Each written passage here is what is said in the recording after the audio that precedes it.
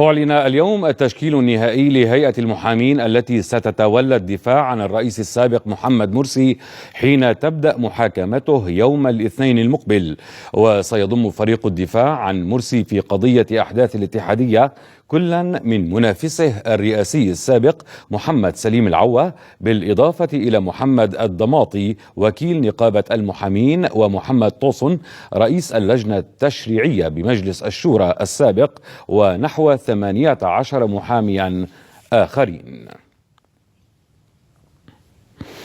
كما تبدأ الاثنين المقبل محاكمة مرسي الذي لم تدم رئاسته إلا عاما واحدا قبل أن تخرج ضده مظاهرات كبيرة في 30 من يونيو ليحاكم بتهمة قتل متظاهرين في أحداث الاتحادية التي وقعت أمام قصره في 5 من ديسمبر الماضي، حين قتل نحو 10 أشخاص في اشتباكات بين متظاهرين محتجين على سياسات مرسي وأعضاء من الإخوان يتهم مرسي باستدعائهم لرد المتظاهرين.